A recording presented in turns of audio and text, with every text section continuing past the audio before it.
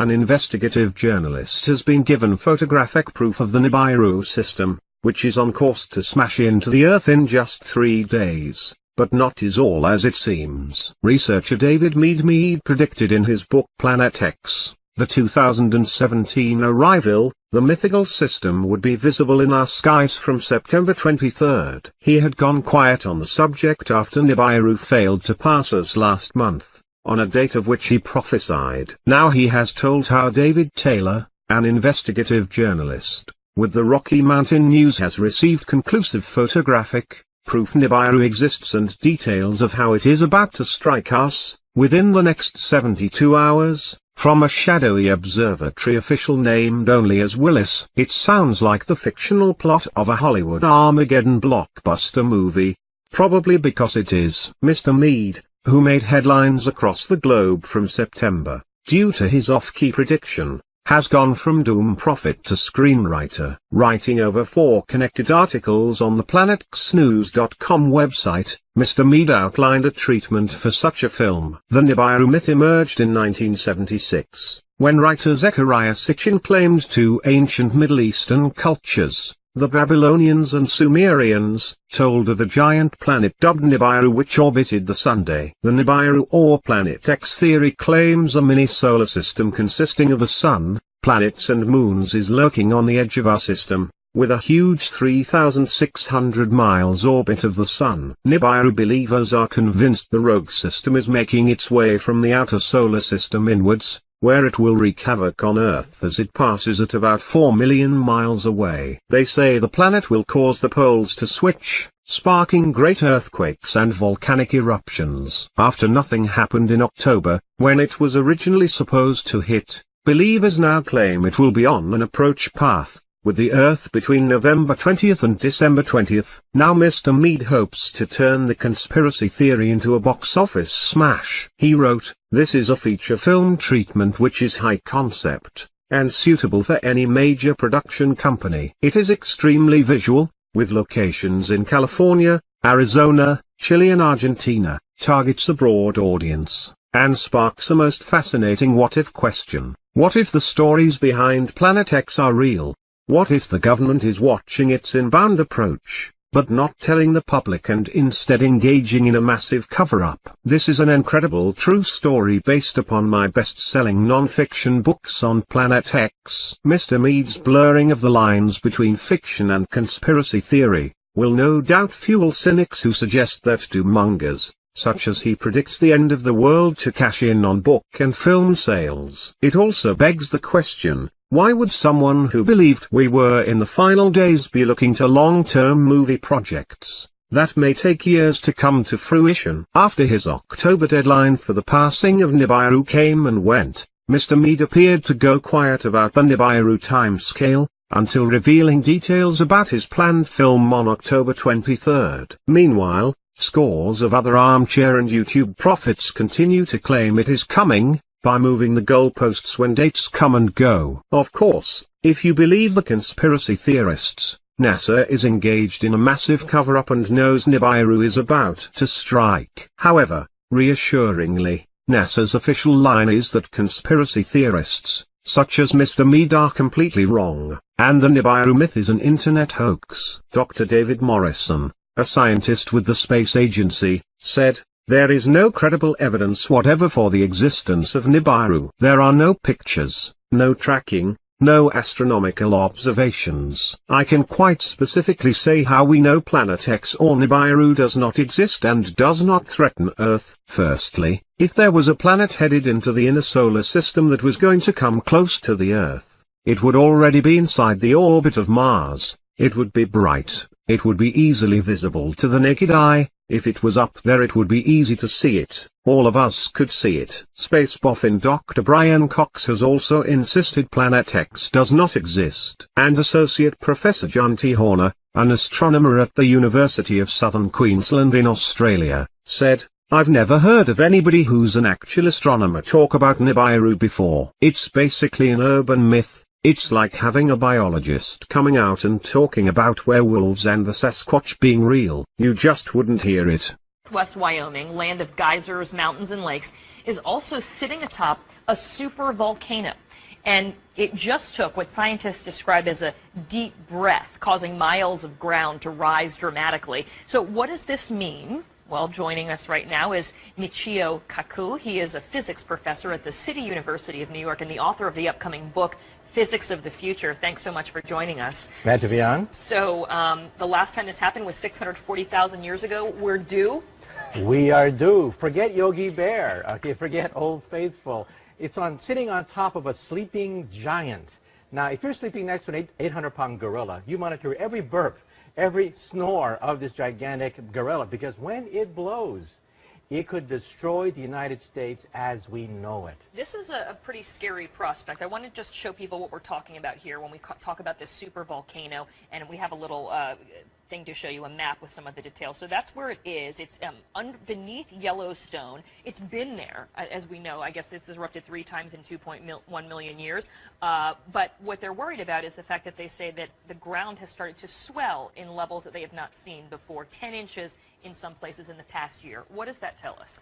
It tells us that there is activity in this supervolcano, which erupts roughly every 600 million years. And the last eruption was 640 million years ago. Oh, 640 million or 1,000? 1,000 years ago, I'm sorry, you're right. Then we had some more time. Then we have some more time, right.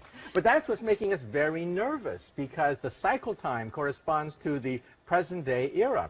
So every single burp, murmur of this gigantic potential supervolcano, including the rise of the sea level, has to be watched very carefully. All right, so when we talk about this, and we have pictures of Mount St. Helen erupting back in 1980. Let's just show this right now. You say that an explosion with this supervolcano under Yellowstone, and there we're seeing the Mount St. Helens, would be 1,000 times bigger than this. What type of damage are we talking about here? We're talking about immediate damage out to 100 miles from the site. That is total devastation, basically wiping out everything in sight. However, the real damage goes out to 500 miles if you include volcanic ash, poisonous gases, death of wildlife and vegetation, and that's a ring about 1,000 miles across. That's the heartline of America. It would pretty much wipe out Earth as we know it? It would wipe out the United States as we know it. And again, we don't want to panic anybody. It could happen tomorrow, or it could happen 100,000 years from now. It's black magic trying to predict exactly when it's going to blow, but we do know one thing. One day, it will blow. And you say that something on this scale is what wiped out the dinosaurs.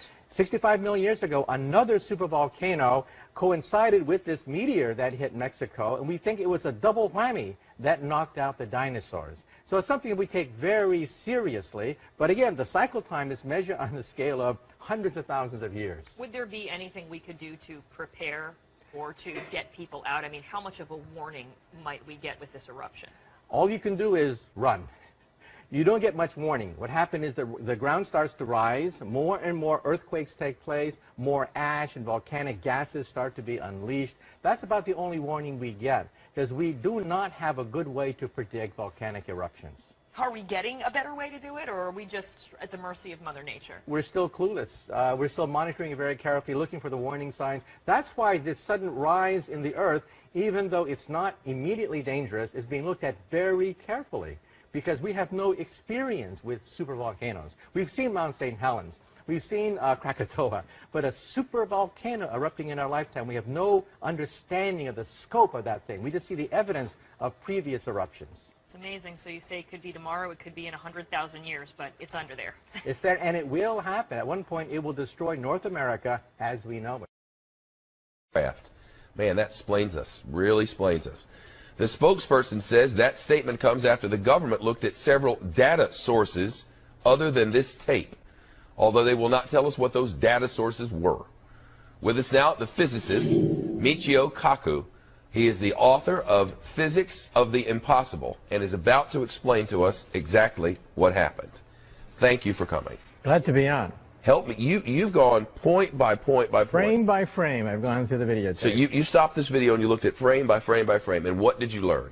At first, I thought, oh my God, an unauthorized launch of a ballistic missile. This is scandalous. This or is an accident. Or an accident, right? Yeah. But then I said to myself, wait a minute. When you go frame by frame, something is wrong. First of all, the object is not accelerating. Rockets have booster rockets that take it to 18,000 miles per hour. This thing is cruising at a constant velocity. Second, it's changing direction slightly. Ballistic missiles never change directions. Third, it's going in the wrong direction. We fire from Los Angeles, Vandenberg, we fire east to west to Kwajalein in the Pacific, sometimes north over a polar orbit. This thing was going northeast in the wrong direction. And also, even though it looks like it's going vertically up, maybe you're looking at it edge on. When you look at an airplane going edge on, it looks like it's going straight up when it's actually cruising very gently. Not only that, contrails expand rapidly at the base. The older it is, the larger they expand. Like the contrail right there. Right. So it looks as if that thing is moving away from you, right? Actually, it's probably moving toward you. Huh. It's an optical illusion caused by the fact that we look at the bottom, we think the bottom is closer than the top. What actually, it's fatter. Yeah, because it's fatter, because the contrails expand. Now, there's airplanes from Hawaii to Phoenix that go right over Los Angeles at around exactly the time which is in question. So it's probably a commercial airliner that is cruising very slowly, and the killer is, this is now the smoking gun. We have radar analysis of the entire area. We see no evidence of a fast-moving object. All we see are airplanes. That's all we see in the area. So why doesn't the Pentagon simply come out and say what we physicists believe, that it is an airplane? And the reason is it's always hard to disprove a negative. Right. It's always easier to prove a positive, but to disprove a negative is very difficult. You can't rule out this possibility or that probability with a certain % error, right? That's why the Pentagon is being very coy about this, I think. Well, you know, my problem with all this from the very beginning has been we keep track of every single aircraft and every part of our sky at every second of every day. Every 4.3 seconds it updates. Right. So we know where every jet is every 4.3 seconds. So can't they look at this video and go, oh, this was United 1231 en route from... I mean, that would help. Why put us through all of this?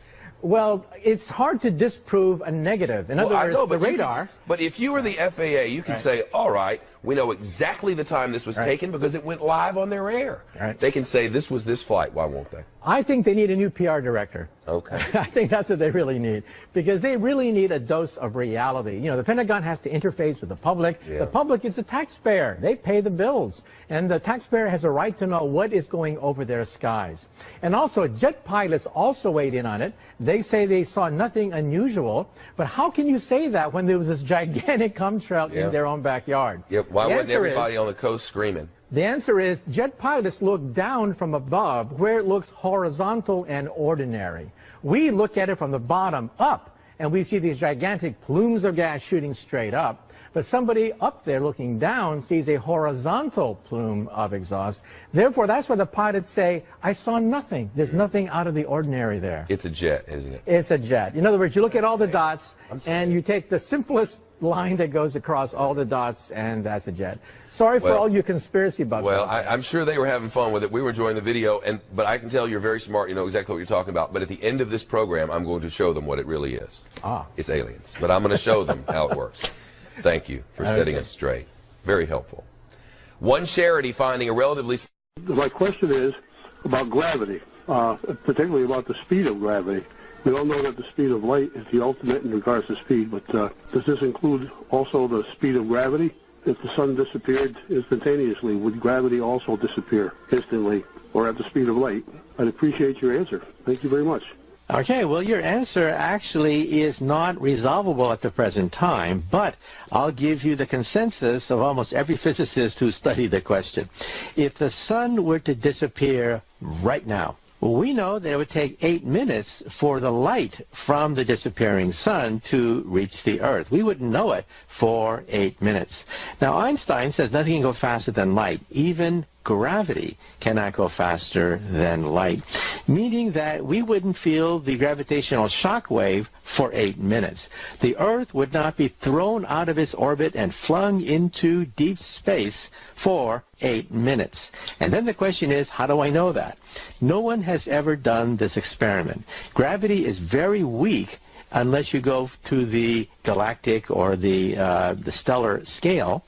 And so for the most part, you never feel the effects of gravity that can be measured easily in the laboratory. So it's quite difficult to do experiments on gravity, and nobody has measured the speed of gravity, because gravity would change so quickly. However, every scientist believes in relativity theory because it works every time, and so we think, but we cannot prove, that it would take 8 minutes for the disturbance of the vanishing sun to reach the planet Earth.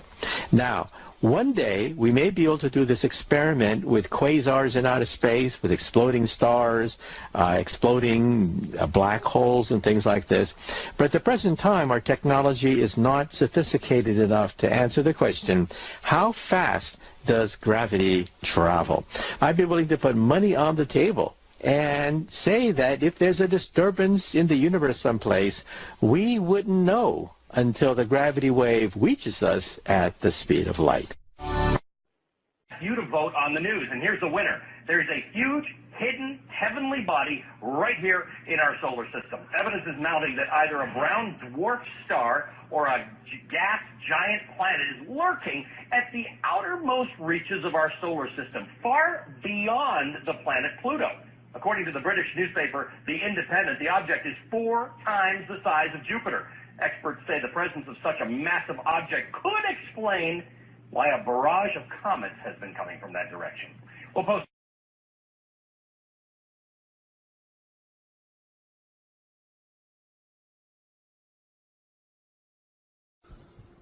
Hi, my name is David Morrison.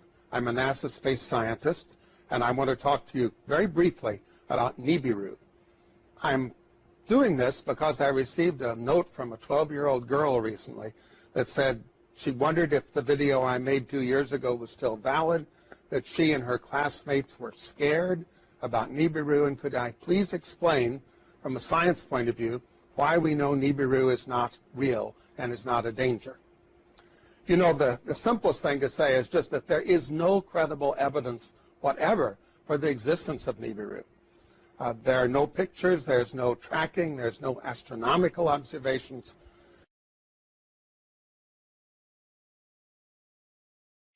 Are we being primed, Gordon, for some major announcement?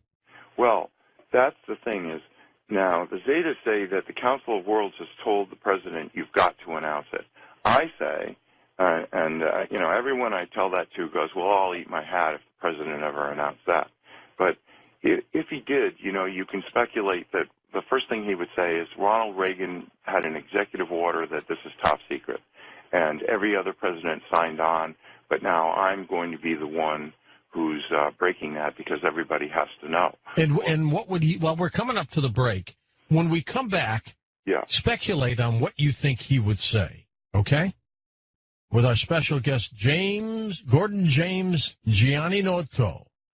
And we're talking about Planet X. Now, he has sent us some interesting pictures that you should get up to coasttocoastam.com and just take a look at them and make up your own mind. And I'll be back in a moment on Coast to Coast AM. If you need to email me, that's George at coasttocoastam.com. Well, next hour, we'll take your phone calls with Gordon James Gianninoto as we talk about Planet X. And welcome back to Coast with Gordon James Gianninoto. Gordon, let's speculate a little bit on if there's an announcement of this planet. How will it be announced? Well, there's two lines of thought. One is from the Zetas that the Council of Worlds has told the president that he has to announce it. The other is my line of thought, which is that how can he not announce it?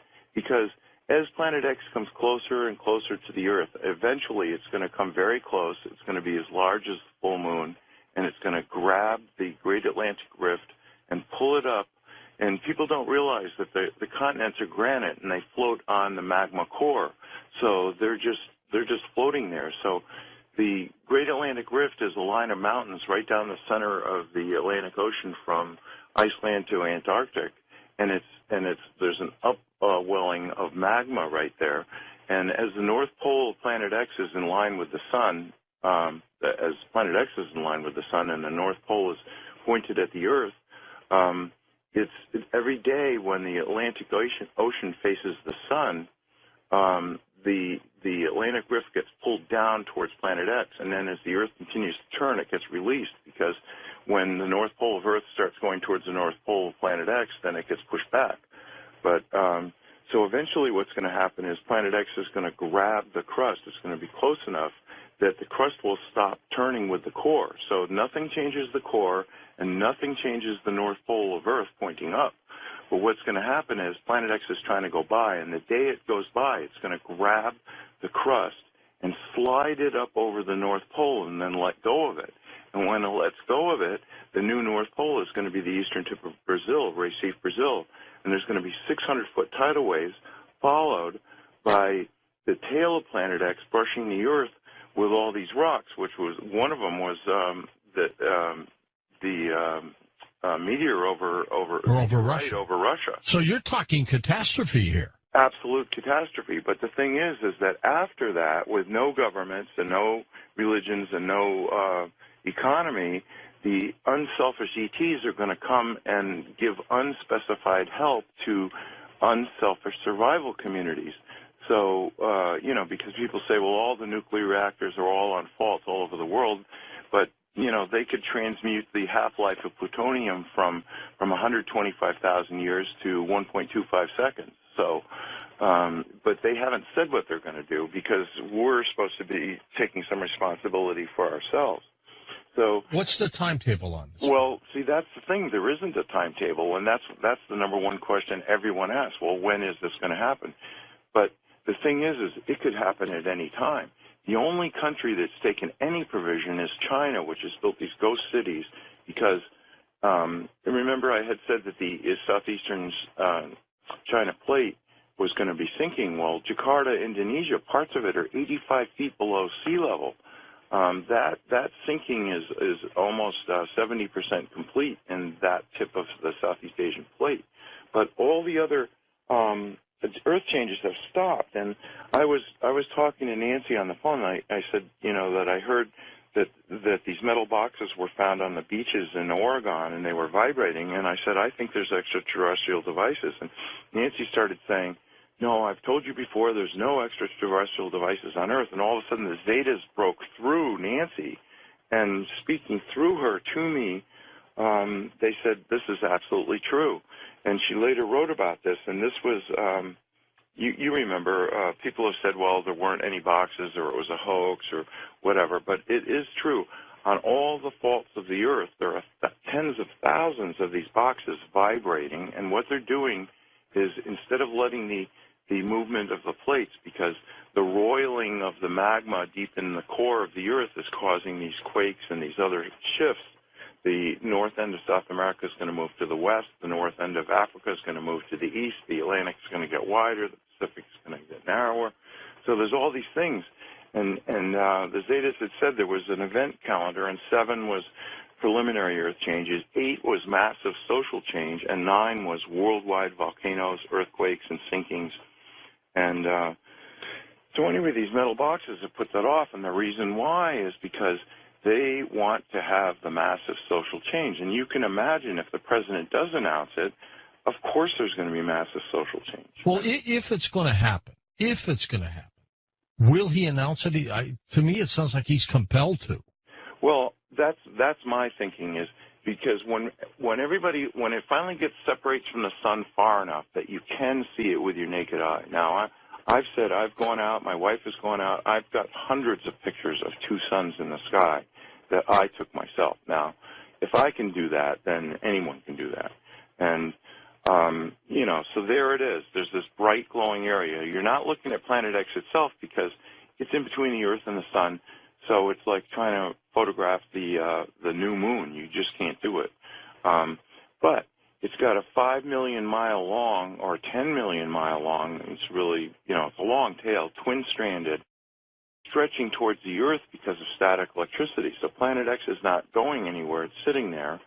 And the clump of 4 planets, the dark twin, Venus, the Earth, and planet X, are still rotating around the sun, but they're not moving in relation to each other.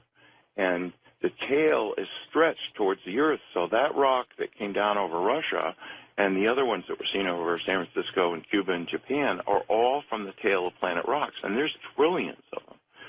So this is going to be a big disaster. So when the president announces it, you know, and I mean, I'm not sitting in his office privy to whatever they're deciding, but I can tell you this.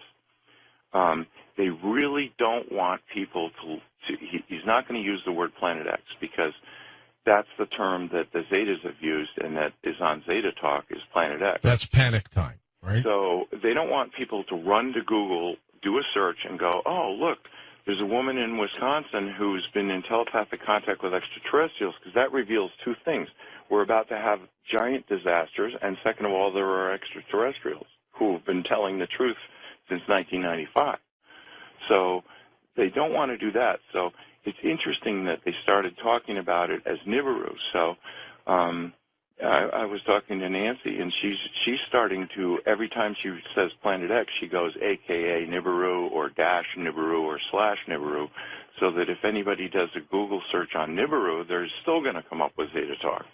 So he's going to say, look, Reagan signed an executive order making it top secret. Every president signed on, but I'm such a humanitarian that I'm telling you that there has been a planet between the Earth and the Sun for 9 years, and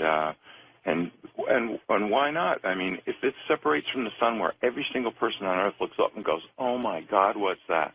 And the glowing area, the thing that's at the 5 o'clock position, is the tail, which is sort of transparent, translucent, whatever you want to say, because it's a cloud of dust or red iron oxide dust. It's lit by the Sun, and you can see that from Earth. So that's what people are taking pictures of, is the tail of Planet X stretching towards the Earth. And you can't see Planet X itself, but one of these days, when it gets far enough from the Sun, you are going to see it. And then at that day, George, don't you think everyone's going to go, the government couldn't tell us there's a planet? Sure, absolutely. No, and they're never going to believe another word the government ever says again for any reason. Not at all. All right, 6.8 billion people, Gordon, on the planet. How many people may perish? Probably 60% are going to die exactly at the moment of pole shift, and another 30% are going to die from disease and starvation and shock. I mean, what the president should be announcing and saying, listen, we've got to move away from the coastlines. I mean, imagine what a 600... And what's the timetable? Okay. Well, that's the thing is, like, there isn't a timetable. There's an event timetable, but the president has been trying to announce it since last September. So first they tried with the emergency broadcast system. That was all screwed up. That didn't work. And then, believe it or not, I mean, you know, you think if you're president, you can just announce whatever the hell you want.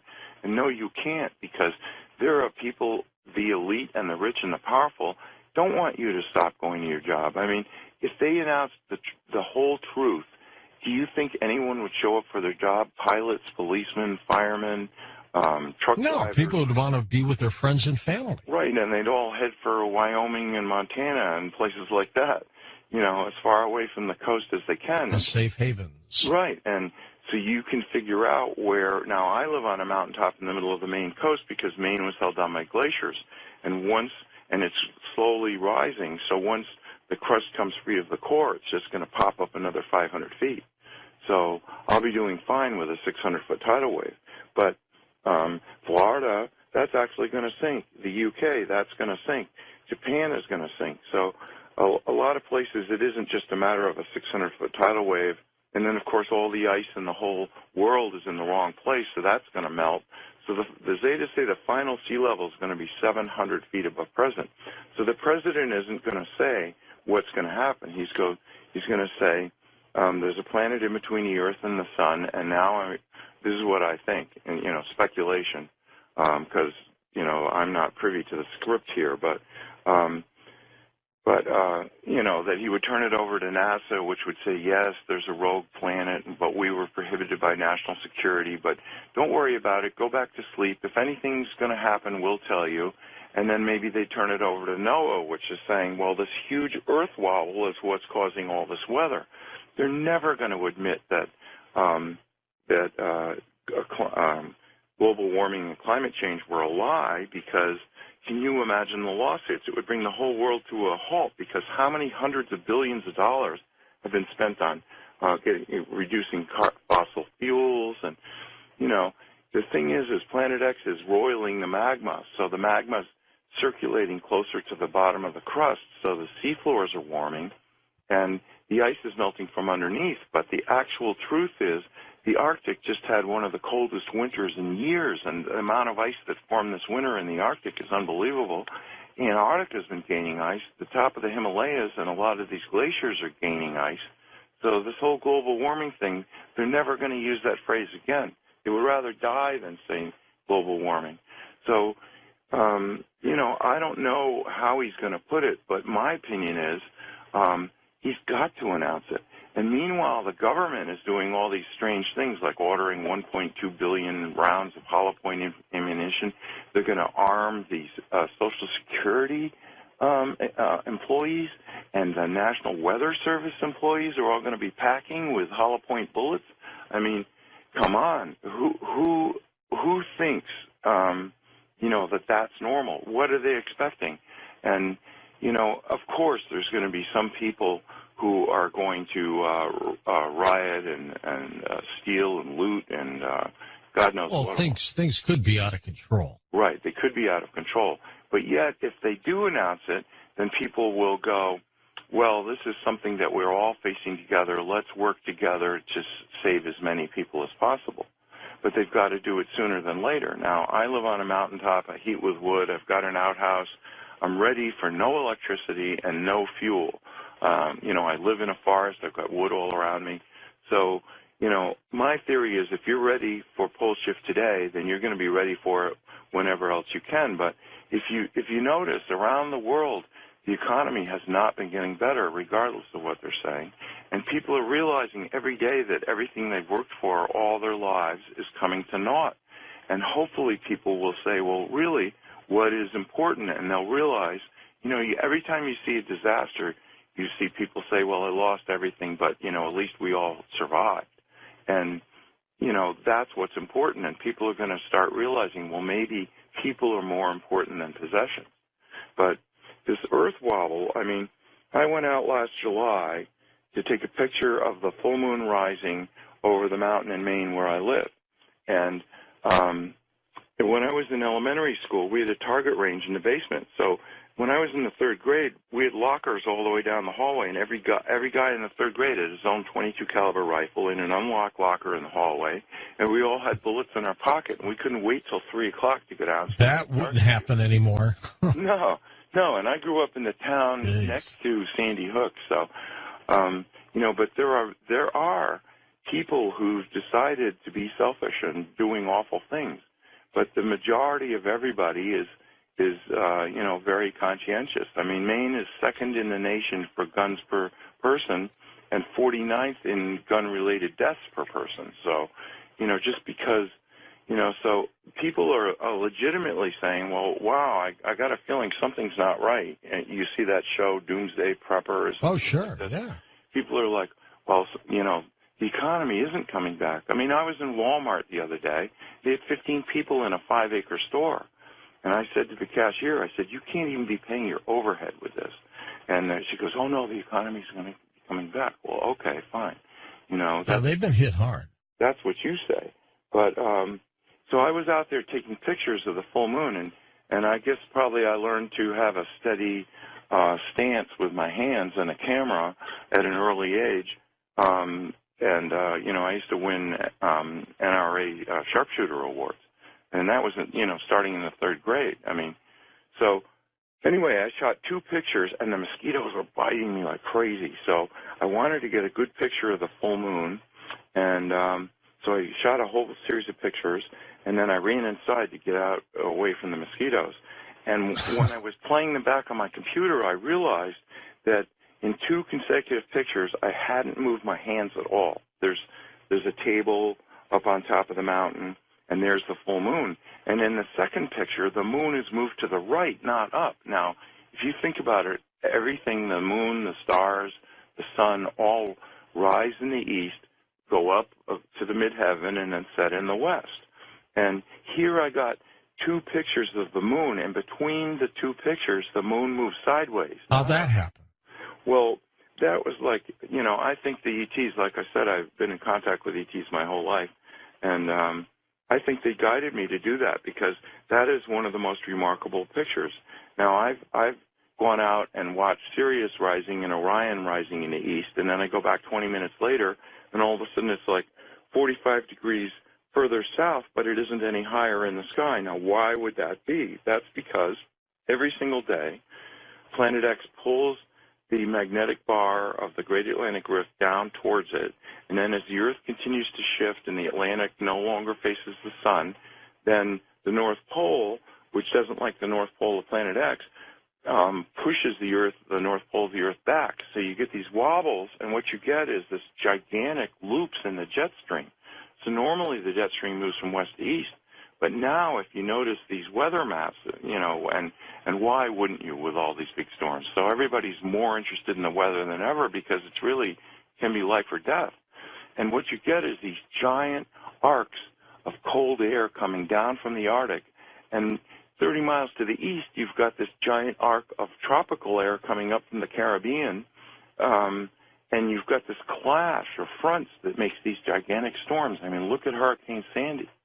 And, you know, if the government told the truth, they should say nobody should rebuild anywhere. But it's just like Katrina and New Orleans. People are saying, well, you know, we're going to bring it back, and it's going to be so meaningful, and we're going to have Seaside Heights, New Jersey, ready for the tourist season. And, you know, but the truth is nobody should be there now at all because this is right in the danger zone. You know, they should be saying, well, we're going to move anyone that wants to go from the coast. And that's the interesting thing. The Zetas have said even when this is announced, probably only as much as 60%, but no more than that, are going to go, oh, my God, we've got to go to safety.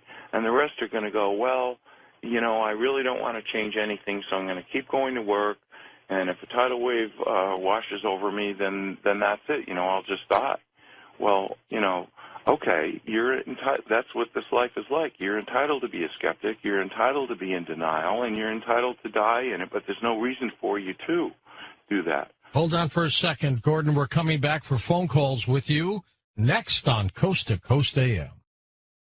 Indeed, indeed, and we're going to take your phone calls when we come right back on Coast to Coast AM.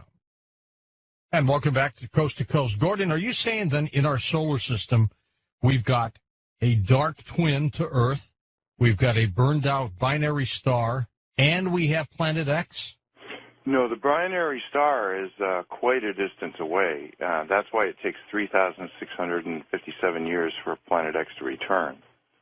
So it's something we've never seen because it's burned out, but it is a huge body, and that's where it started. And evidently, Planet X has been coming here at least 2 billion years. So, you know, it wasn't that the Anunnaki were always there. They reached a point where they decided they wanted to powder the gold and put it in their atmosphere to keep the planet a little bit warmer. It's got giant hot magma in its core, and it's got water, which has the highest specific heat of any substance in the universe, so it holds heat. It takes longer to heat water than anything in the universe, and water holds heat longer than any. So, but they were getting cold, so that's where the whole quest for gold came from, is from that. And Richard Hoagland has said that, and he's a guest on your show quite often. Quite a bit. He said that Phobos is a spaceship because it's a hollowed out and it's got chambers in it because they use ground-penetrating radar. But actually, Phobos is one giant gold nugget, and the Anunnaki, since they came back, have been mining it with robots. That's got to be worth something. Oh my God! So you know, but you know, if anybody thinks I'm making this stuff up, I mean, go do a search in Wyoming. Dick Cheney tried to get the Wyoming legislature, and he only failed by a few votes, to buy a used aircraft carrier. Now, what in the hell would Wyoming use? There's no water there, is there? Well, that's the thing is, you know, Edgar Cayce said that Omaha was going to be the greatest seaport in North America after pole shift.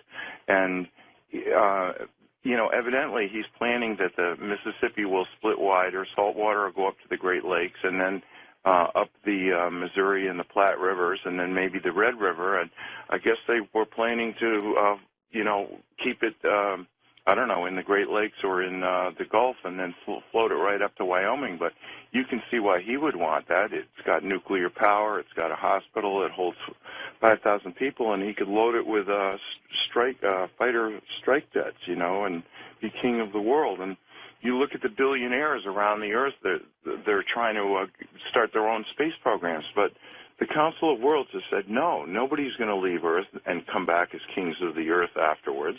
No, they're all going to have to go through it. And whether you're a billionaire or not, you're going to have to roll up your sleeves. So, you've heard of the idea of these deep underground bunkers everybody was going to head to. Yeah.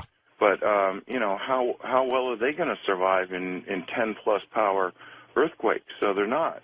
But then, after pole shift, at the hour of pole shift, when the tidal waves start, then everyone's going to, after that, there won't be any earthquakes, so people are going to want to be underground, because how are you going to survive this fall of rocks? Okay, let's go to the phones.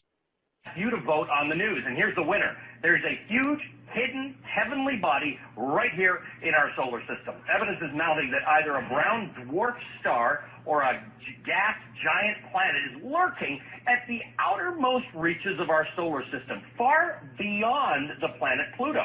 According to the British newspaper, The Independent, the object is 4 times the size of Jupiter. Experts say the presence of such a massive object could explain why a barrage of comets has been coming from that direction. Planet X is a very controversial subject, but when we study it, we find that it may hold answers to some of life's most perplexing questions. Everything from evolution to how we came about as a species, to current Earth changes and what might lie ahead for us in the future. My name is Robert Sepper, and this video is my attempt to explain some of these mysteries. To understand everything thoroughly, we must start from our past.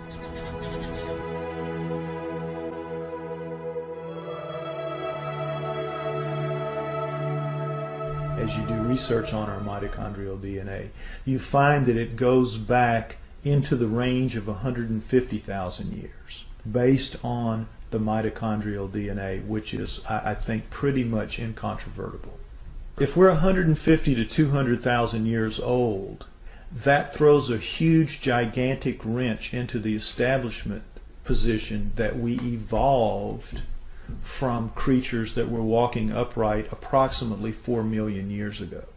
The early Australopithecines, Lucy, everyone is familiar with her, at around 3.2 to 3.5 million years ago, and they're finding new ones all the time. And all they say is to qualify as human is to be upright walking. If you're an upright walking pre-creature, you're called a pre-human. And even though all of those creatures, right through Neanderthal, from Lucy at 4 million years ago, right through the Homo habilis, Homo erectus, Neanderthal to Cro-Magnon, right up to Cro-Magnon, all of those creatures don't look anything like human beings as we are today. They are as different from us as primates. In fact, they look like primates. They look like upright walking primates. Up through Neanderthal, back to Lucy, and whatever's going to come before her. What could make something change so radically, literally overnight, in anthropological terms, and be anything remotely associated with Darwinism?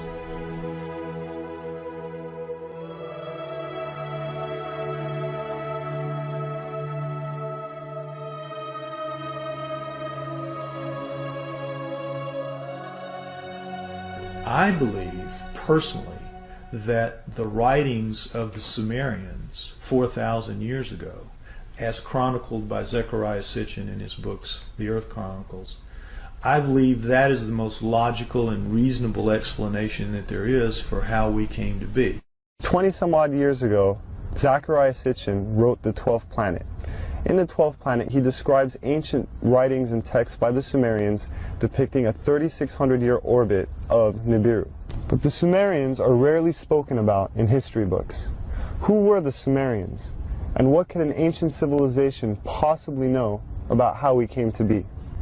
We only hear about like the Egyptians or the Mayans or the Incans, Romans, Greeks. The first culture we have on Earth were the Sumerians, and they showed up 6,000 years ago where modern-day Iraq is. It's right between the Tigris and Euphrates rivers. It was then known as Mesopotamia, Babylon, but also Sumeria, where the first culture on Earth stems. And they have left us over 100 of the first for high society to take place. For instance, stemming from Sumeria 6,000 years ago, they were the first ones to invent writing.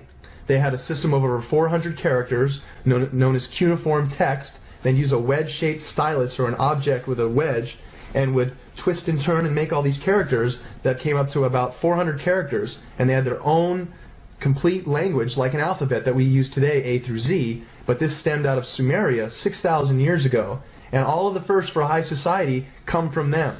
Time, the calendar, math, schools, courts, judges, systems of law, all of this originated in Sumeria, which was then known as Mesopotamia, Babylon, today's modern-day Iraq. The Sumerians are actually probably the most influential culture of the ancient world. Not the Egyptians, not the Greeks, not the Romans, the Sumerians. The Sumerians invented, for example, the zodiac. All of the symbols that we still have today for the zodiac was created by the Sumerians. They tell an incredible story, the Sumerians do, of the Anunnaki, which is that there is another planet in our solar system, that gods, super beings, live on this planet, that these beings come to Earth.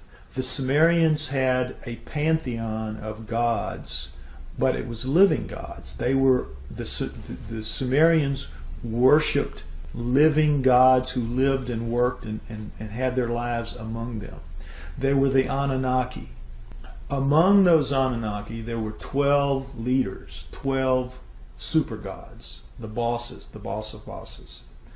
Those 12 gods come down and are present in the Egyptian culture, in the Greek culture, and in the Roman culture. They just have different names, but they have basically the same personalities and the same functions.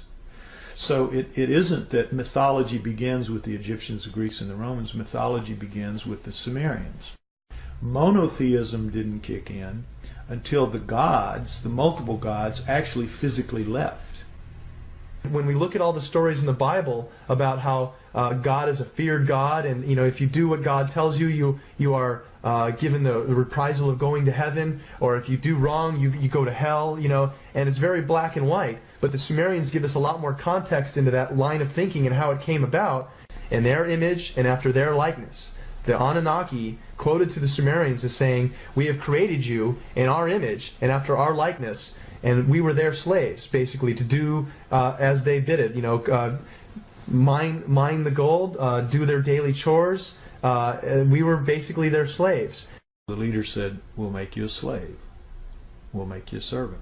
And that's the reason, the impetus, according again to the Sumerian writings, for the creation of human beings. The story of Noah is a classic that comes right out of the Sumerian texts.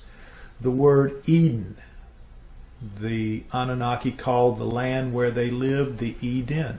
The atom, they called the worker slave that they created the Adamu, plural. Could the Anunnaki have genetically engineered humans? It sounds incredible until we consider that we ourselves genetically engineer the fruit and vegetables we eat every day. From tomatoes to apples and oranges to cloning Dolly the sheep. If we can genetically manipulate DNA, then who's to say that we weren't created or our DNA wasn't tampered with by another race of beings in the past? Now the question is, were we? Did they? And if we were, there must be some empirical evidence, some clues left behind, besides writing in a text that points to this. If you look at the human genome, you'll see that it looks very much like a primate genome, except the second and third chromosomes are fused into one.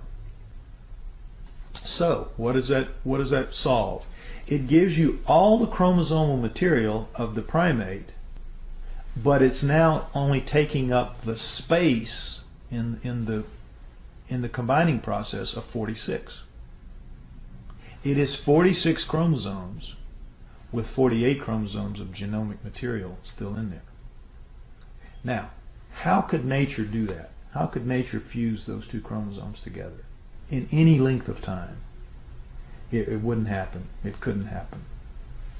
That was done. According to Sitchin, we were created genetically by the Anunnaki as a worker to mine gold for them, to serve them.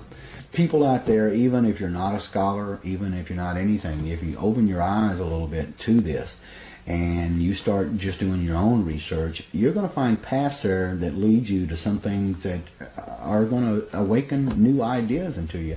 And the next few years, I think we're going to see a watershed of information that is going to absolutely rewrite every book of history.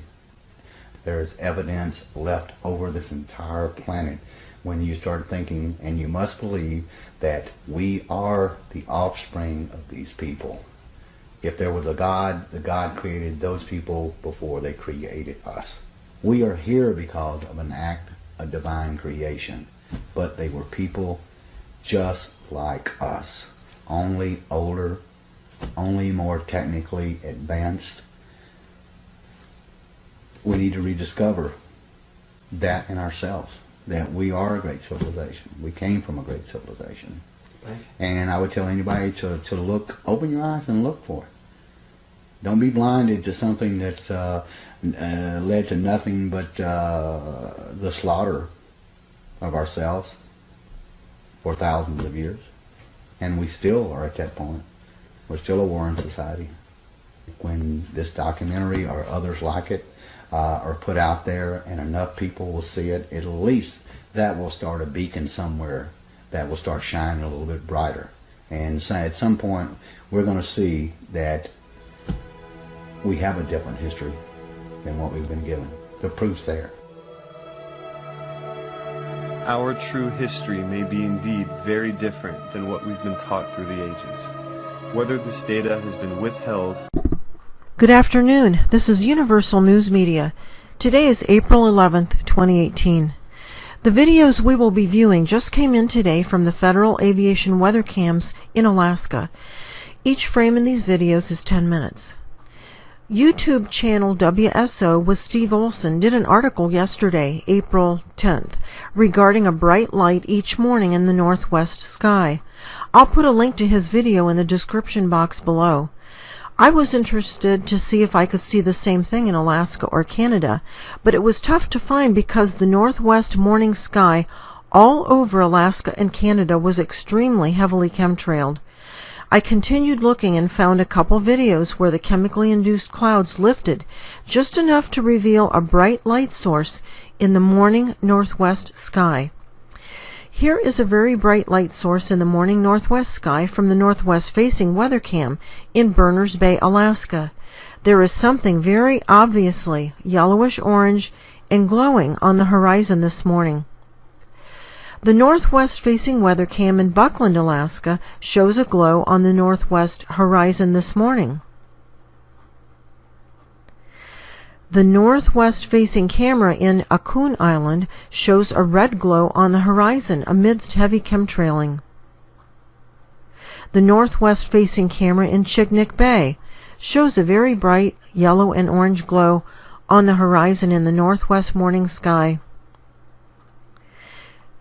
That's all I have for the northwest sky for this morning, and now I've got some pictures of planets and some other things that are interesting. The southeast-facing weather cam in Buckland, Alaska shows a red rolling planet rolling across the sky, faded into the atmospheric chemicals. And then at Elam, Alaska, the southeast camera shows a much larger planet on the horizon, but more difficult to see in the atmospheric chemicals. See the glare coming from above the planet. Watch how it actually follows the planet in an attempt to obscure it from view. This is a known concealment mechanism. Here are some images with contrast of what we just viewed. The planet appears to have a very colorful and highly textured surface. It's really interesting. And then here's some enlargements of the same thing. The first picture is the most striking of all, though, I think. It has lots of color and really shows some texture. The southeast-facing weather cam in Kotzebue shows a red, fast-rotating crater-pocked planet rolling across the sky. The southeast-facing weather cam in White Mountain shows a transparent-looking large planet. This one is nearly impossible to see without contrast added. Did you ever wonder what causes these odd, colorful reflections to float across the screen in thousands of these FAA images? There is an object in the sky causing these reflections, and we're going to be looking at it. It is very far away, and it's marked with an arrow. I call it a jet for lack of a better term, and I don't know if it's a manned aircraft or if it's more of a drone, just remotely controlled. In Nome, Alaska, we see the same reflections float across the screen. Eventually, the jet does become visible in this video. And in Kivalina, we see the reflections again. These reflections are always present during an eclipse or a near eclipse. The east-facing camera in Kotzebue shows the same thing. Here is a reflection of the eclipsing planet, and not the actual planet. The actual planet is larger and will be visible as soon as the jet stops activating the concealment equipment. And here is the actual planet that just eclipsed the sun. Some contrast helps to view it better. Actually, it's almost impossible to see without the contrast. The black dot in front of the sun that we've been seeing on these images, close to Earth, reflects upon water surfaces. This reflection is seen by anyone with or without a camera, proving it is not a camera or lighting issue. This is the equipment that puts out the glare that we saw earlier, trying to obscure planets from view. The east-facing weather cam in Golovin shows a planet hidden in the atmospheric chemicals. Here is an interesting video from the southeast-facing weather cam located in Shaffornik, Alaska. Keep your eyes on where our sun is. The sun is currently at the very top, above the camera's field of view, above the top of the screen. Another light source is just below it. This orange light source you are tracking is not our sun, but it is moving in the same direction as our sun, and it's always located just below our sun. When our sun sets and rises, that object is there. In the last frame, the sun develops a halo, just as it does for many other eclipses and near eclipses. The southeast-facing camera in Chignik Bay shows the sun at the top of the screen on the left, but something bright and orange and yellow is rising up from behind the mountain. The west-facing weather cam in Kotzebue caught the same reflection on the metal rooftop that we saw yesterday. The reflection takes 2.5 hours to move from one end of the roof to the other, so we know it's not an aircraft. It is moving in the opposite direction of our sun's reflection. About 4 hours later comes our sun, which I used from yesterday's images to save time. Our sun is moving in the opposite direction. The jet also happens to be in this video with its bright pink airplane-shaped reflection at the bottom of the screen. The reflection that we just saw moving in the opposite direction as the sun, I believe, is the item that we're seeing in the northwestern sky in the morning, making it glow. The objects we have just viewed are part of an approaching celestial system. Many people ask when the system will make its closest pass to our Earth. A general indication of time is provided in the following screens of text. Please don't forget to like this video and subscribe. What is wrong with the sun right now? If you go to the Solar and Heliospheric Observatory website, you will see that the sun is almost completely black. It looks extremely bizarre and not right at all. What is going on?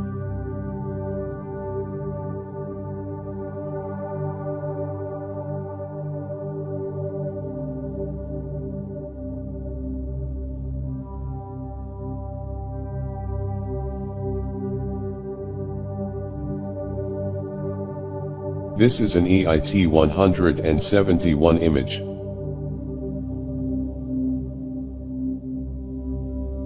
EIT 195.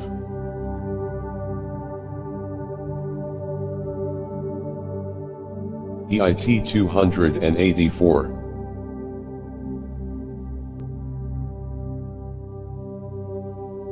And EIT 304.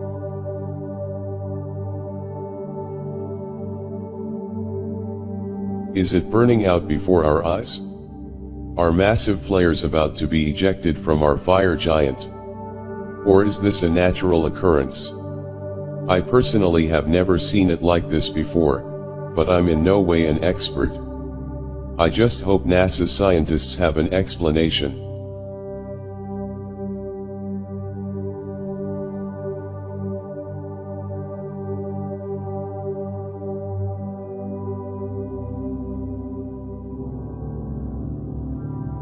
So it looks like the Mars rover Curiosity has found another strange object on the red planet. This time what appears to be an Egyptian statue on the side of a canyon.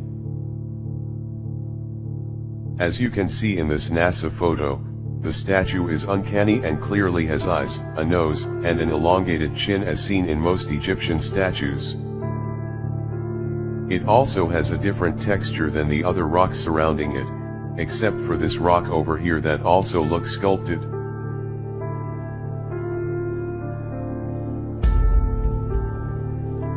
I'll place a link to the actual original photo in the description box below if you don't believe me. Let me know what you think in the comments below.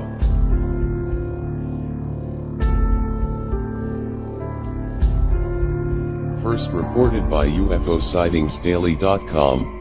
The head of an alien statue has been seen in a photo taken by the Mars rover Curiosity.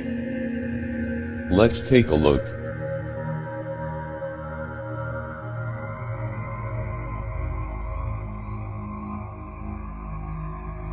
This is insane, and I believe it is the smoking gun when it comes to proof of a lost civilization on the red planet. You can clearly see a huge eye. No slits. And what really blows me away is the mouth. It has teeth that cannot be disputed.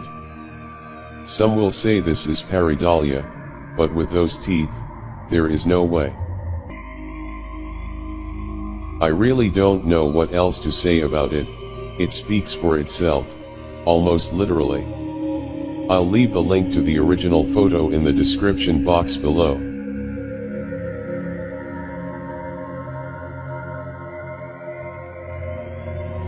This story is flooding the internet today.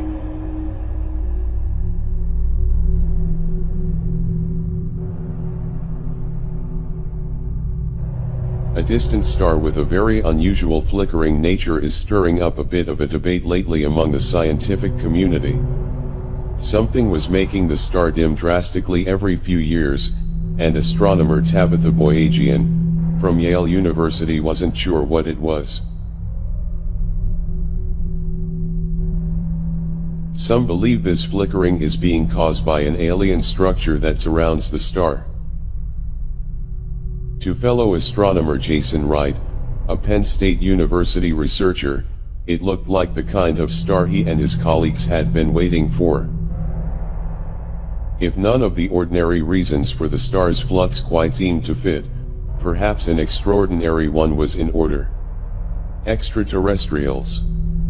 Or, to be more specific, something built by aliens, a swarm of megastructures, as he told The Atlantic, likely outfitted with solar panels to collect energy from the star. Both Boyajian and Wright believe the possibility of alien megastructures around the star is very, very remote.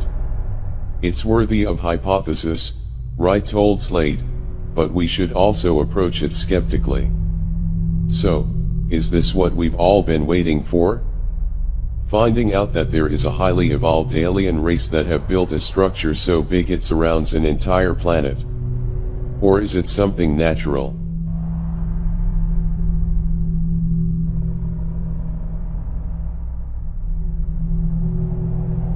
Reported by the Inquisitor yesterday and apparently aired on national Chinese news on October 7th, an alien city was filmed over the city of Foshan in China.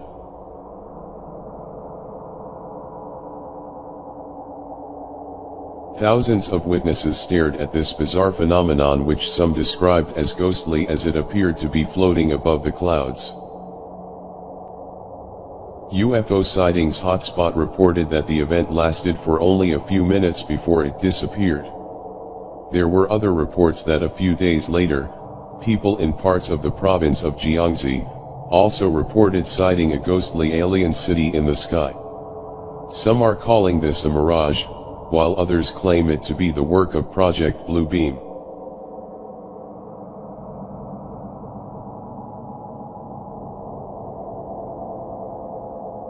Or is it the government testing out their high-tech projection system? As always, you decide.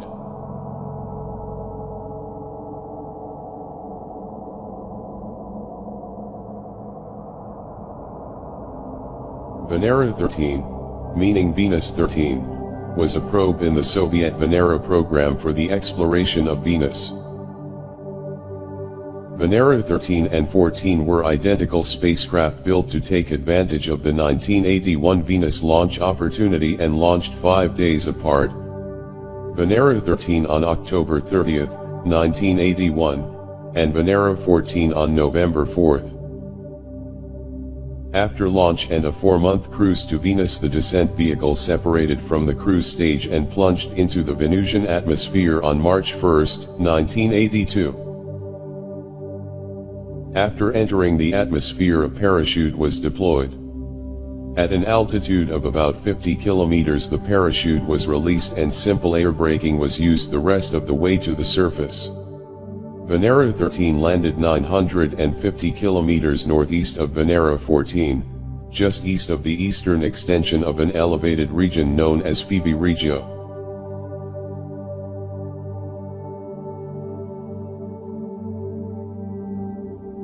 The lander had cameras to take pictures of the ground and spring-loaded arms to measure the compressibility of the soil. The quartz camera windows were covered by lens caps which popped off after descent. These photos were top secret then, but now have been declassified. Leonid Kazanfomalatai, of the Space Research Institute of Russia's Academy of Sciences, a contributor to the Venera mission, suggests signs of life in the Venera images. Leonid said that in the image we can see a scorpion-shaped life form. Take a look.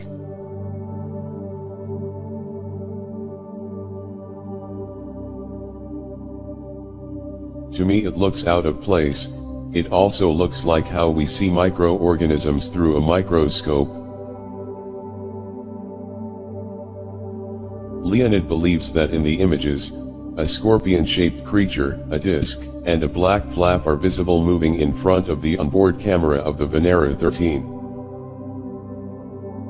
According to reports from a Russian news agency, Leonid explained in an article of the Russian journal Solar System Research magazine, they all emerge, fluctuate, and disappear. What if we forget about the current theories about the non-existence of life on Venus?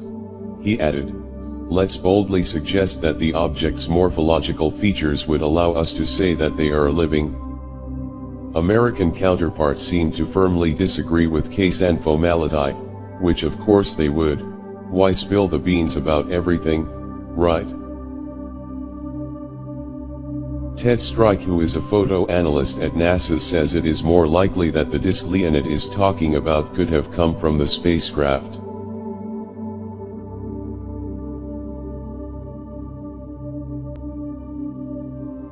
So do you think this is evidence of life? Or parts of the spacecraft itself? You decide.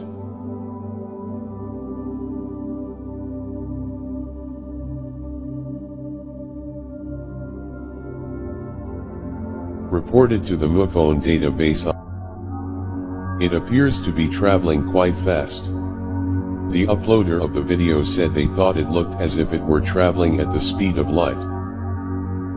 Let's take a look. Let's see it in slow motion while zoomed in.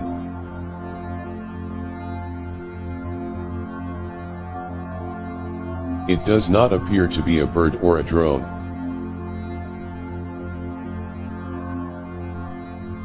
The shape is very much like a disk, and it is without a doubt casting light from itself, indicating it is made of some sort of metal.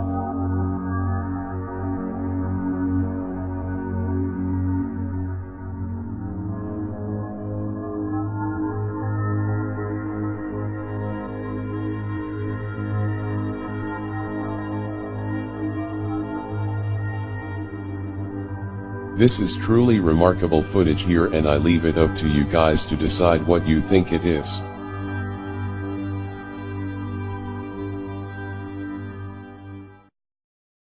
Something unexpected is happening on the Sun, NASA has warned. This year was supposed to be the year of solar maximum, the peak of the 11-year sunspot cycle.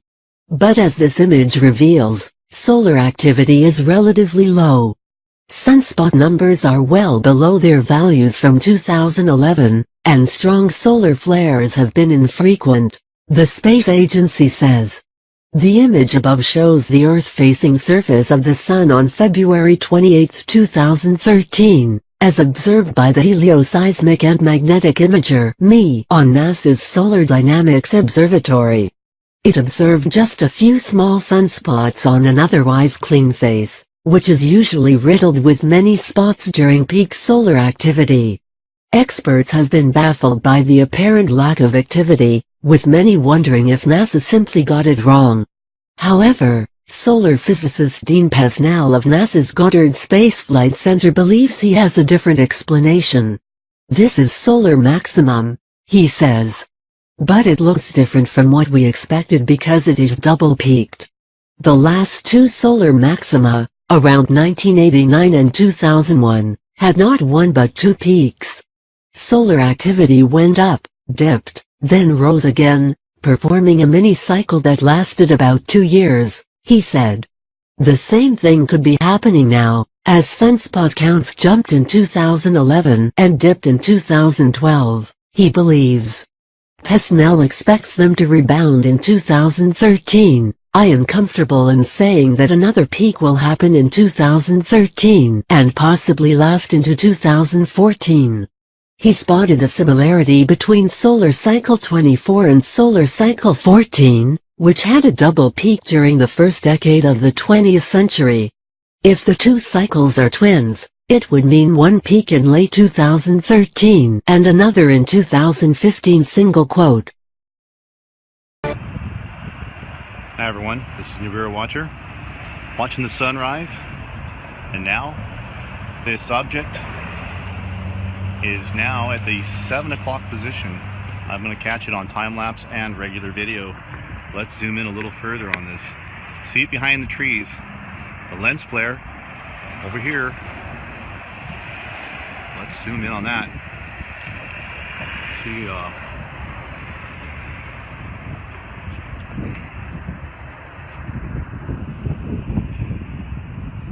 behind the trees.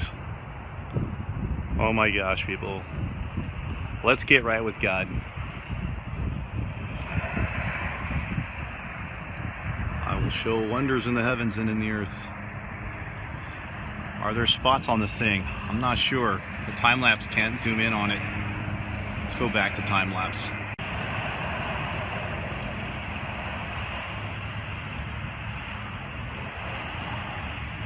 Hi everyone, this is Nibiru Watcher, observing this second object. See the trees in the background. I've been catching this on time-lapse. See if I can see the trees blowing in the background. What is that object? Is it Nibiru or its moon? And that black object, maybe this, it couldn't be Nibiru, it's moving too fast around the sun. Or is it? Wow. Let's see that black object inside. There's almost the center of this second object. Let me zoom out a little bit. Now I'm going to leave it just like that, actually.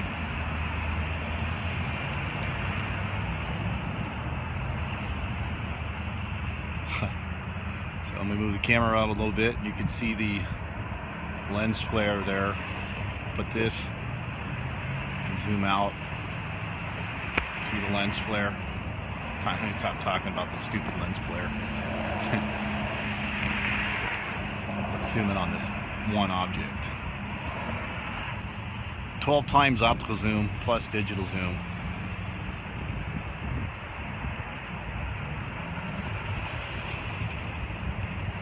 Appears to be moving closer to the sun and rotating definitely counterclockwise. It should be tracking it all throughout the day. So surprised that they're letting us see this with no chemtrails this time. Clearly you can see the pine needles in front of this object. If you say lens flare, well, I've already left my piece with that. See if I can zoom in just a hair better. I don't know if I can zoom in any better. I'll leave it alone.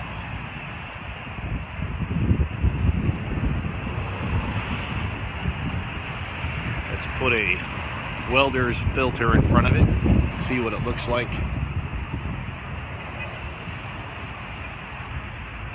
Does seem to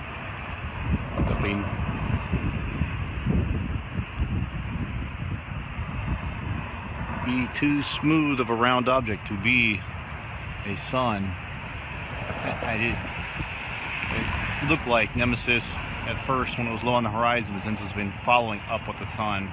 It's almost as fast as the sun is moving. Actually, it must be moving faster.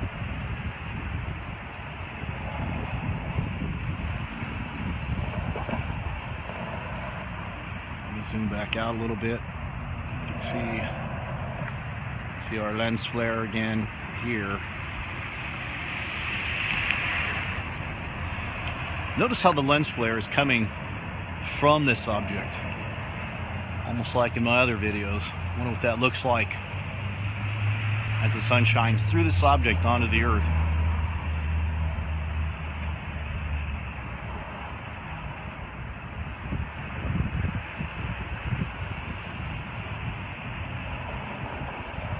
Okay, I'm going to go back to time-lapse mode. Shot of what this thing looks like. Not too impressive for the time being, but that is it. As I mentioned, it's the size of a Nimitz-class aircraft carrier, and the way we're able to observe this couple ways. We use these radio telescopes.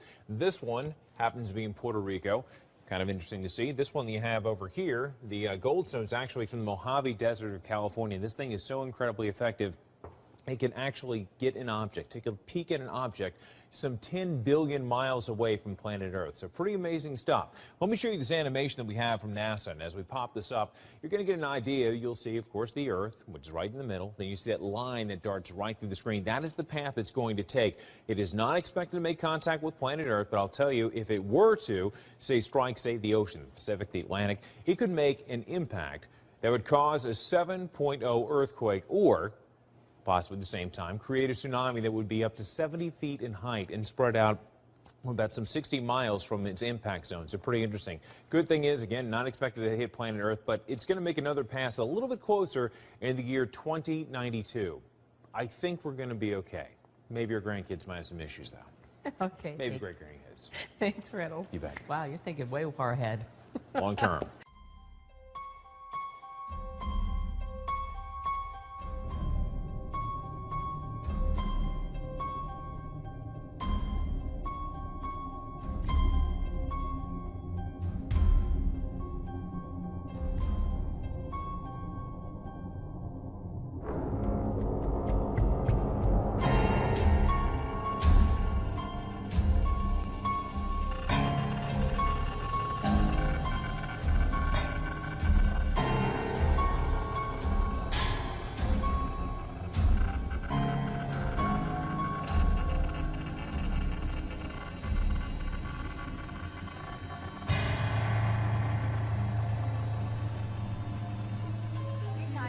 Happy Hour on this Friday, and joining me tonight is our chief producer Jenny Churchill and Evan McMorris-Santoro, reporter and blogger for Talking Points Memo. Hi. Thanks for joining me, guys. Happy Friday.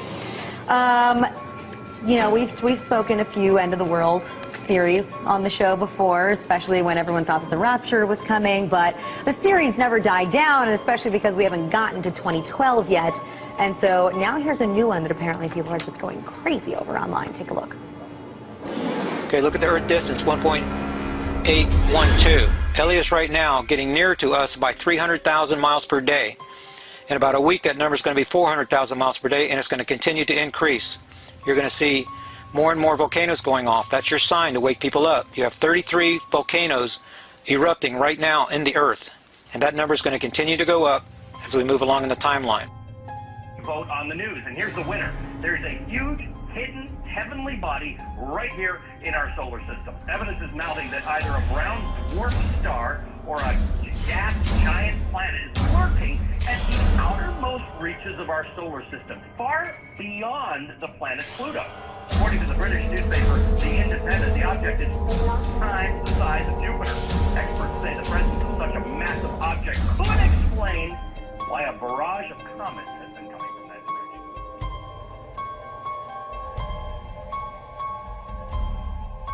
It's been almost 10 years since little Pluto was demoted from being a planet, but today scientists from the California Institute of Technology have announced that they finally have solid evidence for a planet X, a true 9th planet on the edge of our solar system. It is believed to be far beyond the orbit of Pluto, roughly the size of Neptune, with a mass 10 times that of Earth. There are things out there, little icy objects that are orbiting in a funny way, and nobody was quite sure why. It seemed like there might be something with gravity pulling on them, but nobody quite understood. And finally, these scientists that you talked about took a really hard look at it, did simulations, calculations, and they came up with the explanation. It probably is this giant planet. I think I read somewhere it orbits the sun every 10,000 to 20,000 years. Right. Is that why no one has seen it to this point? No, that's not why. It's because it's so dim. It's so far away that even though it's big, it's very, very dim, and it'd be very tough to spot with a telescope.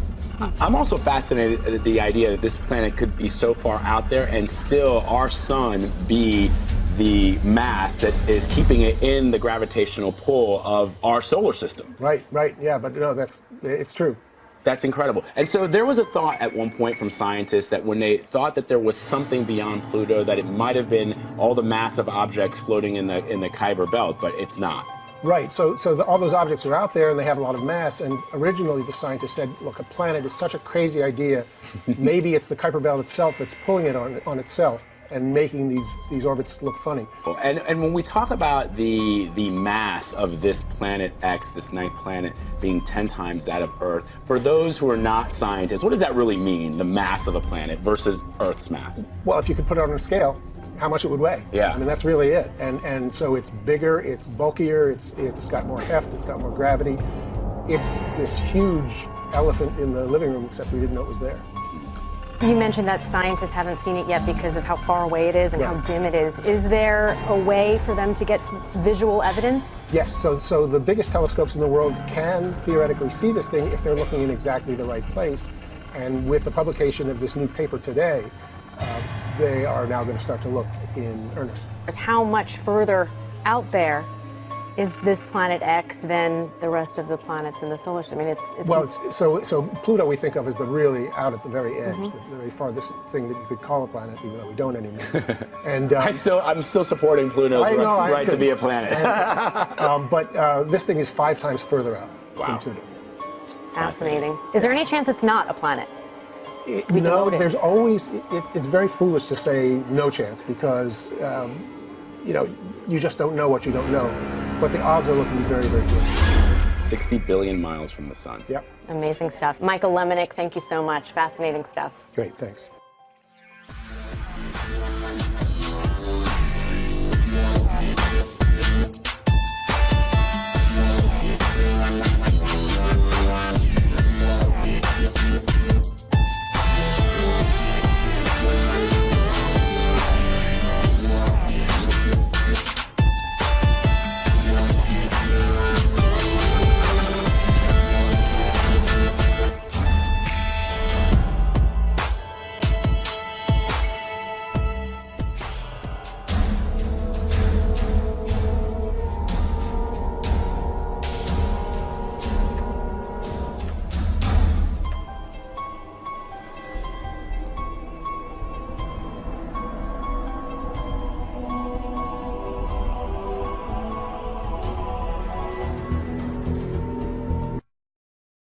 Pluto, the sometimes planet may be hiding a pretty huge secret. Well, two huge secrets, actually.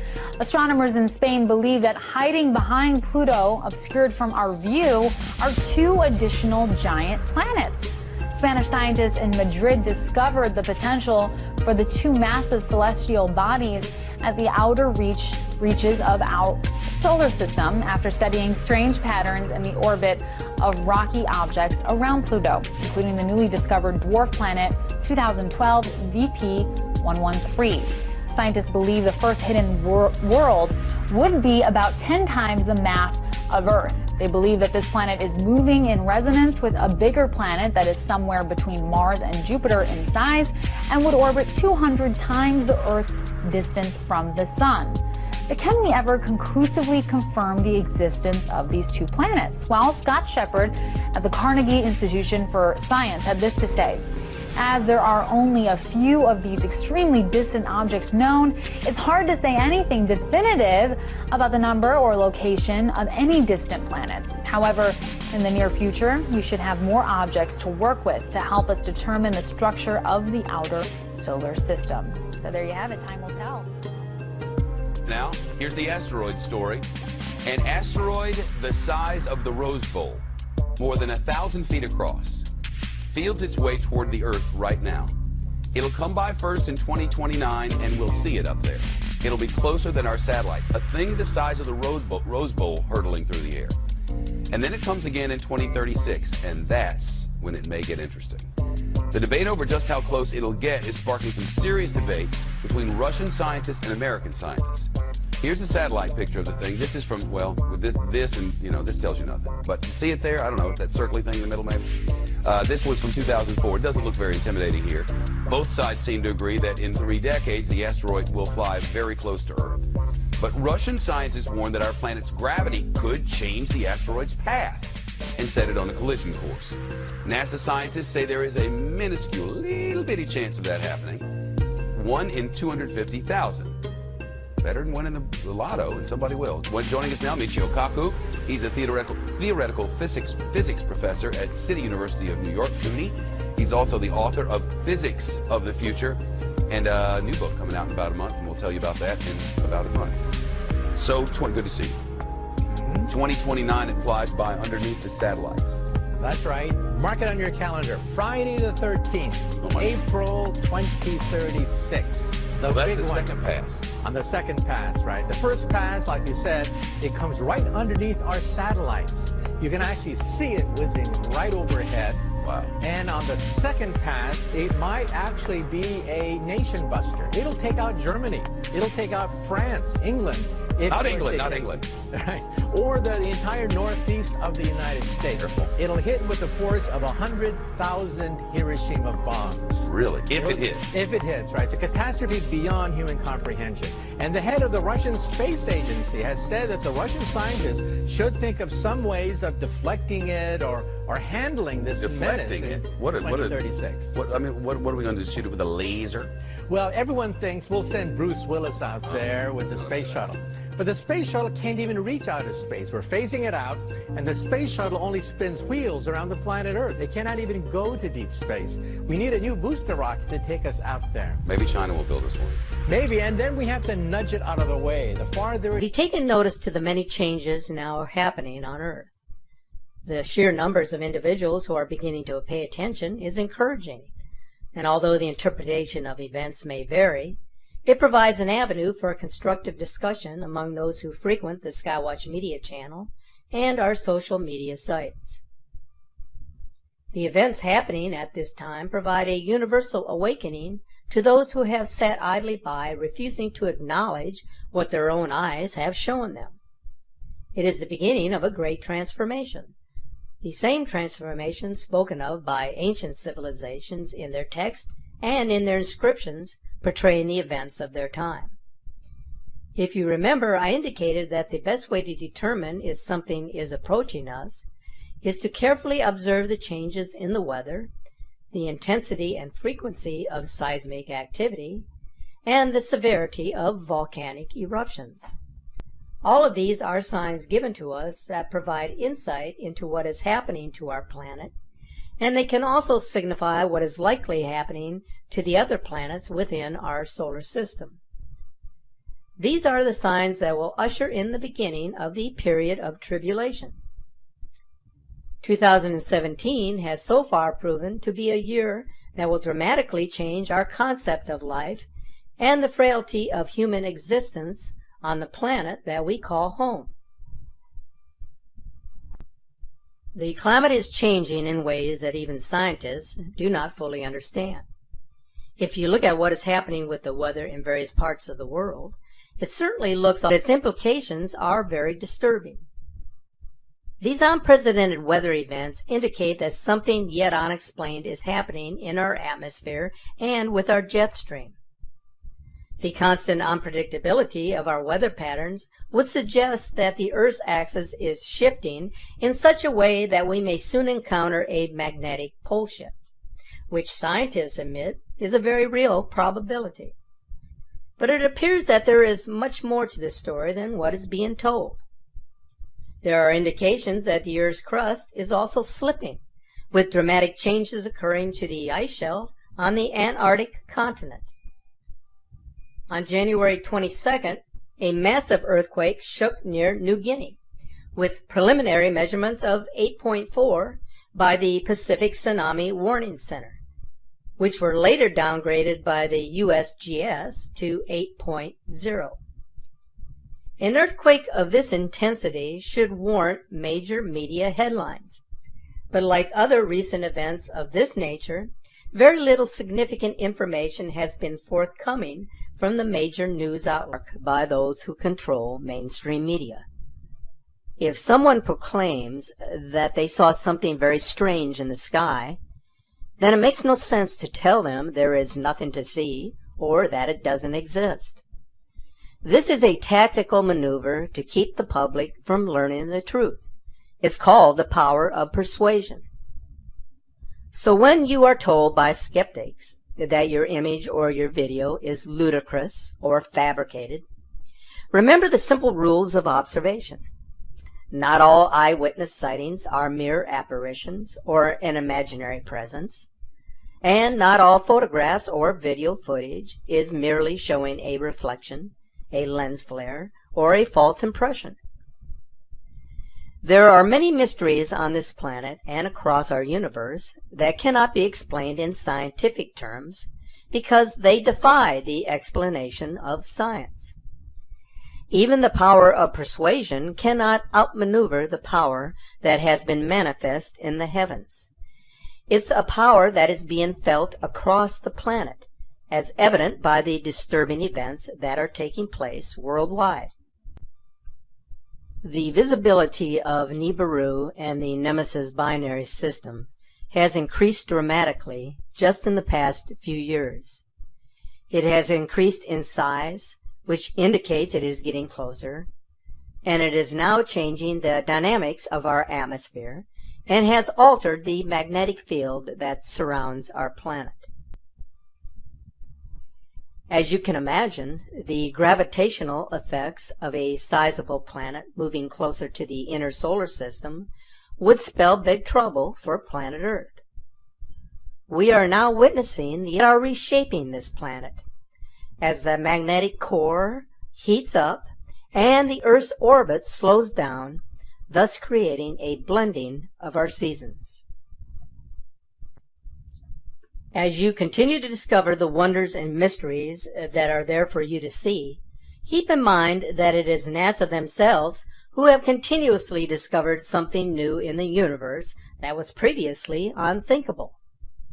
It was just recently that they found a binary solar system. It is this discovery that could very well explain the Earth's wobble, which is still a scientific mystery waiting to be resolved. We also know that astronomers say a Neptune-sized planet lurks beyond Pluto. Therefore, we should keep an eye out for a blue star that will appear in the sky. As it turns out, a number of skywatchers have already seen this star and have recorded its presence. Consider this. 7,200 years ago, during the cataclysm known as Noah's Flood, storms and water avalanches from Antarctica broke off from their ice prison. Dr. John T. Holen at Maine University considers that large pieces periodically came out of the Antarctic ice field, creating a huge tide. Does the sudden collapse of the Antarctic ice sheet, which is showing signs of happening at this time, give credence to this educator's hypothesis? 3,600 years ago, during the Jews' exodus from Egypt in the middle of the second millennium BC, the earth suffered big cataclysms. According to Immanuel Velikovsky's Worlds in Collision, a celestial body that recently entered our solar system, a new comet, came very close to Earth, causing the eventual disappearance of the glacier layer.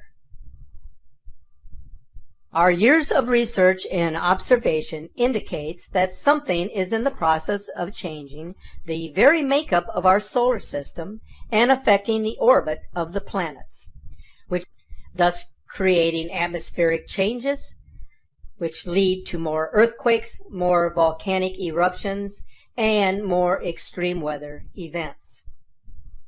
The effects of its passover will be long-lasting and will change the very fabric of our civilization going forward. This is the long-term analysis of what can be expected to occur as the binary star system continues its extended journey across our solar system. There is also the concern of what can happen in the short term as the Nibiru Nemesis debris field expands, carrying with it enormous asteroids and comet fragments that have the potential to be catastrophic if they impact the Earth. In the waning days of President Obama's administration, the White House Office of Science and Technology Policy released a National Near-Earth Object Preparedness Strategy. The strategy outlines major goals the country will have to take to prepare to meet the NEO threat. Most of us remember movies such as Deep Impact and Armageddon. They attempted to depict what such a crisis would look like. But until fairly recently, the U.S. government never seemed to take this kind of threat very seriously and has taken a series of measures over the past couple of years to help prepare us for incoming meteors and asteroids.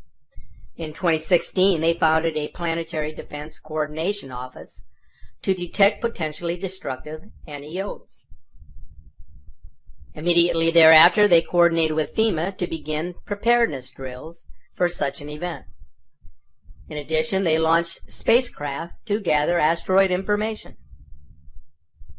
In the typical response to the announcement of a new asteroid agency, NASA insists there is no imminent danger to our planet.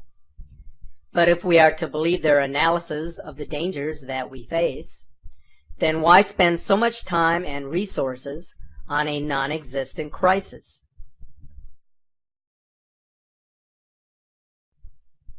I have listed here the 7-point plan that has been implemented in our defense of potential NEOs. There was also a link provided that had outlined the 25-page document recently released by the White House, which I've shown here. But unfortunately, that web page has apparently been removed and is no longer available. We do know, however, that the document was put together by the Interagency Working Group for Detecting and Mitigating the Impact of Earthbound Near-Earth Objects.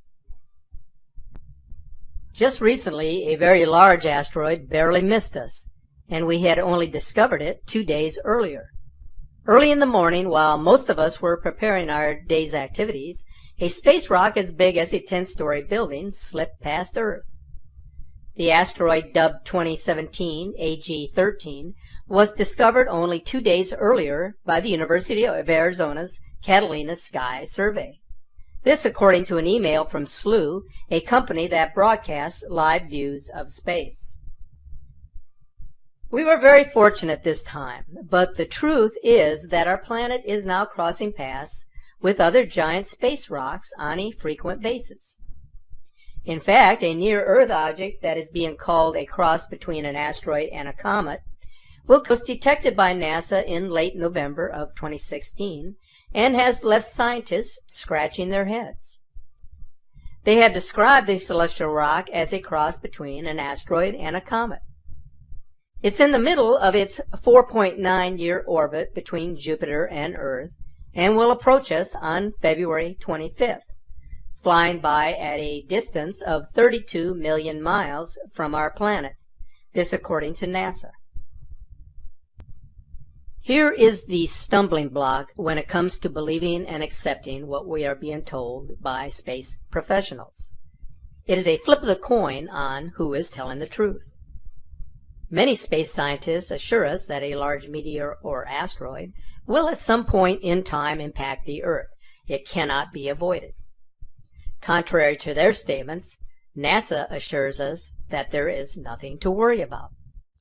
But apparently their statements lack reassurance, as others are concerned that something may be coming toward us or that we are moving toward something. Their concerns are well noted. If we accept our instincts and observations of a sky that appears to be folding, bringing the planets and the constellations of our solar system ever closer to one another, this is a troubling concept of reality, but it now appears to be happening. What we must remember if we truly desire to grasp what is happening is that we are a mere speck of dirt moving at incredible speed through a massive galaxy of time and space, which further extends into an endless and ever-changing universe. The world was created for our benefit as a place of protection by a higher entity. But we were given the responsibility of being good stewards of the earth. But in our quest for riches and material well-being, we have failed in that mission. And like everything in life, there are consequences for our actions and our